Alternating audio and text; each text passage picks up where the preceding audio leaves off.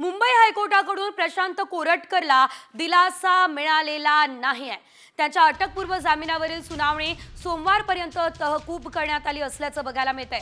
एकंदरीत जर आपण बघितलं तर कोल्हापूर कोर्टाने प्रशांत कोरटकरचा अटकपूर्व जामीन अर्ज फेटाळलाय।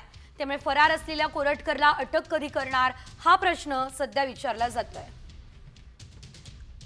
या संदर्भात अधिकची अपडेट आमचे प्रतिनिधी सचिन गाड देत आहे। सचिन, कोरटकर फरार आहे, हायकोर्टाने सुद्धा दिलासा दिलेला नाहीये, सविस्तर अपडेट या संदर्भात। कॉमस्कोर नुसार आता isakal.com आहे देशातील नंबर 1 ची मराठी न्यूज वेबसाईट। प्रत्येक अपडेटसाठी isakal.com ला नक्की भेट द्या। अटक टाळण्यासाठी प्रशांत कोरटकर यांनी मुंबई उच्च न्यायालयात धाव घेतली होती। आज त्यांच्या याचिकेवरती तातडीची सुनावणी होती।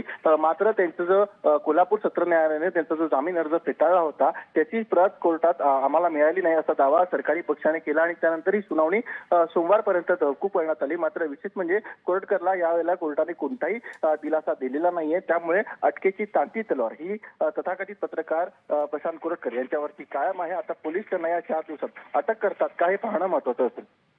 निश्चितच धन्यवाद सचिन दिलेल्या सर्व अपडेटसाठी। तर एकंदरीत आपण पाहू शकतोय कोरटकरला दिलासा हायकोर्टाने सुद्धा दिलेला नाहीये। त्यामुळे आगामी काळामध्ये कोरटकरच्या अडचणी आणखी वाढण्याची शक्यता नाकारता येत